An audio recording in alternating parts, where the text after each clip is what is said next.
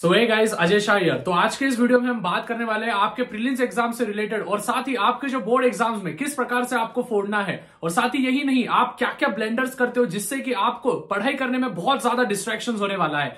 ये वीडियो किस बेसिस पे बना रहा हूं, देखो पिछले 3-4 सालों से बहुत ज्यादा स्टूडेंट्स का एक्सपीरियंस लिया है और इसके बेसिस पे आपको बताने वाला हूं कि स्टूडेंट्स क्या क्या चीजें करते हैं जिससे कि बोर्ड एग्जाम्स में या फिर उनके प्रीलिम्स एग्जाम्स में उनको प्रॉब्लम्स होते हैं आंसर्स लर्निंग में, या फिर पढ़ाई कब करना है, सुबह का टाइम अच्छा है या फिर शाम का टाइम अच्छा है। इस पूरे के पूरे वीडियो में आज हम डिटेल में बात करने वाले हैं।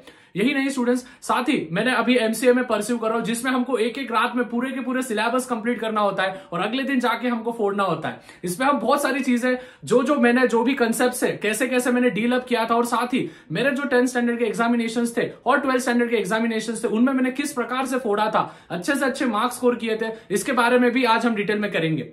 सबसे पहली चीज तो यह है कि बहुत सारे क्वेश्चंस ये आते हैं कि हम सुबह पढ़ाई करें या फिर रात को पढ़ाई करें, और हम डेली के बेसिस पे बहुत ज्यादा थक जाते हैं क्योंकि हम चाहे ऑनलाइन क्लासेस करें, ऑफलाइन क्लासेस करें या फिर हम स्कूल्स में जाए, उसमें होता क्या है कि हम बहुत ज्यादा प्रकार से थक जाते हैं, चाहे वो फिजिकली हो या फिर मेंटली हो। बहुत ज्यादा टाइम में हम फंस जाते हैं या फिर थक जाते हैं। इसमें होता क्या है, बहुत सारे बच्चे जो होते हैं जब भी पढ़ाई के लिए बैठते हैं तो उनसे आंसर्स लर्न नहीं होते, या फिर आंसर्स लर्न होने के बावजूद वो जब एग्जाम में जाके लिखने जाते हैं तो उनको फोड़ते नहीं आते, मतलब कि उनको आंसर्स लर्न नहीं होते हैं। तो इसके पीछे बहुत बड़ा ब्लेंडर ये है।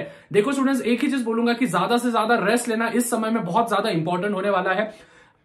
एवरेज प्रतिशत हर एक बच्चे को 10th और 12th स्टैंडर्ड के बच्चे को एवरेज प्रतिशत 7 से 8 घंटा सोना बहुत ज्यादा जरूरी होगा, बहुत ज्यादा महत्वपूर्ण होगा इस पर्टिकुलर एरिया में, चाहे आप प्रीलिमिनरी एग्जामिनेशंस दो या फिर बोर्ड एग्जामिनेशंस दो।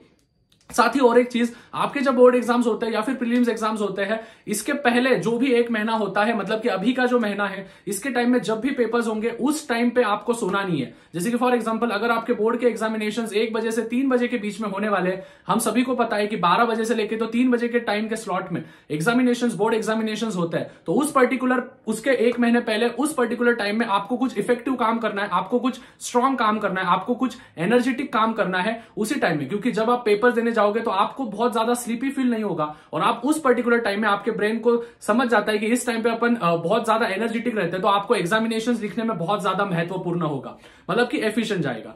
साथ ही सुबह उठना या रात को उठना ये पर्टिकुलर व्यक्ति पे डिपेंड होगा कि वो व्यक्ति कैसे पढ़ाई करता है, किस प्रकार से पढ़ाई करता है, उसको कौन सा टाइम सूट होता है। अगर किसी व्यक्ति को सुबह का टाइम सूट होता है तो मैं यही बोलूंगा कि रात को 10 बजे तक वो व्यक्ति सो जाना चाहिए, खाना पीना खा के सबके, और लास्ट के आधे घंटे तक, लास्ट का जो आधा घंटा होता है, मतलब कि सपोज वो बंदा 10:30 बजे सो रहा है तो 10 बजे से 10:30 के बीच में उसने जो भी है मोबाइल डिवाइस को अचीव, मतलब कि मोबाइल डिवाइस को हाथ नहीं लगाना चाहिए।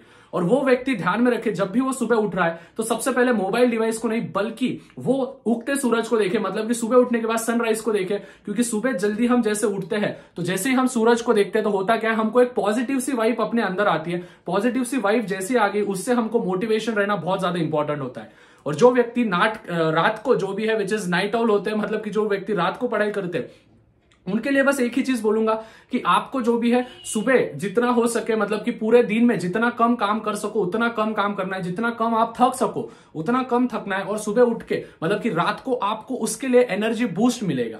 ठीक है, ये चीज हमेशा ध्यान में रखना है। साथ ही स्टूडेंट्स, आपको टाइम स्लॉट्स बना के रखने पड़ेंगे, जो भी सीटिंग आवर्स है आपको बना के रखने पड़ेंगे। 2 घंटे में मिनिमम 45 मिनट्स का आपको ब्रेक लेना है, मतलब कि 2 घंटे लोगे तो उसके बाद 45 मिनट्स का ब्रेक और फिर वापस 2 घंटे बैठोगे। इस प्रकार से आप करोगे तो 5 घंटे का पूरा स्टडी होगा, जिसमें 45 मिनट्स आपका जो भी होगा टाइम इंटरवल होगा, मतलब कि इंटरवल का टाइम हम जिसको जैसे बोलते हैं पिक्चर में जैसे होता है। तो दिन में से 5 घंटा पढ़ाई कर रहे होंगे आपके बोर्ड एग्जाम्स के लिए, जिसमें से 2 घंटा पढ़ाई, 45 मिनट्स ब्रेक, और उस ब्रेक में भी मोबाइल डिवाइस को हाथ नहीं लगाना है, कोई गाना सुनना है या फिर कहीं वॉकिंग पे चले गए दोस्तों के साथ, कहीं घूमने फिरने चले गए, वो इंपॉर्टेंट रहेगा। 45 मिनट्स के बाद वापस से आना है और फिर बाद में करना है। अभी होता क्या है, जो भी चीजें मैं बोल रहा हूं इसमें बस 1% लोग ही ये इसको क्या बोलते हैं विच इज अपने आंचल में लेते हैं, मतलब कि इसको 1% लोग ही इसको कर पाते हैं। और याद रखना है, वही 1% लोग होते हैं जो कि एग्जामिनेशन में फोड़ पाते रहे।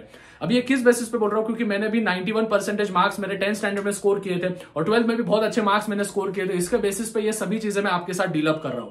साथ ही रिवीजन कैसे करोगे, तो देखो पूरे के पूरे जो भी कंसेप्ट है, पूरे के पूरे जो भी चैप्टर्स है, उन चैप्टर्स में से एक चीज ध्यान में रखना है, आपको उसमें से 10% आपके नोटबुक में, आपके कॉपी में लिख के रखना है। मतलब कि क्या, मतलब फॉर एग्जांपल अगर आपके पास एक लेसन है, उस एक लेसन में आपके पास 10 पेज है, तो 10 पेज में से एक पेज तो भी आपके कॉपी में आपके लिखने रखना है, मतलब कि नोट्स बना के रखने। अभी ये ऐसा क्यों करना है, क्योंकि आप जब लिखते हो तो आपके दिमाग में बहुत ज्यादा चीजें भर जाती है। जैसे आप लिखते हो और आपका फोकस होता है, तो उसमें क्या होता है, आपके दिमाग में बहुत सारी चीजें इंकलकेट हो जाती है। ये चीज ध्यान में रखना है। साथ ही यही नहीं, वही व्यक्ति बस एग्जाम में फोड़ पाता है जो कि एक दिन पहले वो रिवीजन करता है, या फिर जिसका 3 से 4 बार उसका रिवीजन हो चुका है। तो बोर्ड एग्जाम्स में अगर आपको अच्छे से मार्क्स स्कोर करने हैं तो कम से कम एक पर्टिकुलर टॉपिक आपको 3 से 4 बार जो भी है रिवीजन करना पड़ेगा, नहीं तो आपसे नहीं फूटने वाला है। एक चीज ध्यान में रखना है, वही व्यक्ति बस कर पाएगा जिसके अंदर सही में एफर्ट्स होंगे, जो सही में एफर्ट्स डालने के लिए तैयार होगा और इस बार की बोर्ड एग्जामिनेशन में फोड़ने के लिए तैयार होगा।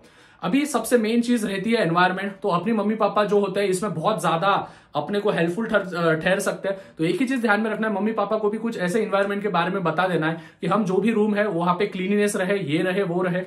आपको अगर क्लीनिनेस में बहुत ज्यादा दिक्कतें आती है तो आप आपकी मम्मी की हेल्प ले सकते हो, आपके पापा की हेल्प ले सकते हो, आपके बड़े भाई, आपके छोटे बहन की हेल्प ले सकते हो, जिससे कि आपका रूम वगैरह जो भी होगा वो बहुत ज्यादा तरीके से क्लीन अप होगा और आपको पढ़ाई करने में बहुत ज्यादा इफेक्ट होगा। ये जो छोटी छोटी चीजें, ये छोटी छोटी चीजें बहुत ज्यादा मैटर करती है। भले बाहर कुछ भी सिचुएशन चल रहा हो, स्कूल बंद हो, नहीं हो, ये हो, वो हो, एक चीज ध्यान में रखना है, आपके बोर्ड एग्जामिनेशन 10th स्टैंडर्ड के हो या फिर 12th स्टैंडर्ड के बोर्ड एग्जाम्स होने वाले हैं। और इस प्रकार अगर आप स्टडी करोगे जिस प्रकार से मैंने आपको बोला है, और सोशल मीडिया को जितना हो सके उतना कम करने की बहुत ज्यादा जरूरी है। अभी आपने यूट्यूब पे बहुत सारा फलाना वीडियोस आपने चेक कर लिए होंगे कि क्या क्या चीजें करना है। तो मैं बस यही चीज बोलूंगा स्टूडेंट्स, इसको बस आप ही कंट्रोल कर सकते हो। ये वीडियो देख के या फिर कुछ होके कुछ नहीं होने वाला है, आपको कंट्रोल करना है। और एक ही चीज ध्यान में रखना है कि आपको लास्ट में बोर्ड एग्जाम में फोड़ना है। चलो अभी आपका ज्यादा समय नहीं लूंगा, मिलते हैं अगले वीडियो में। अगर वीडियो थोड़ा भी अच्छा लगे तो प्लीज यार लाइक कर देना है, शेयर कर देना है, और चैनल पर नहीं हो तो चैनल को सब्सक्राइब कर देना है। तो मिलते हैं, bye, till then take care, bye, फोड़ो, चलो बाय, अभी पढ़ाई करो, बाय।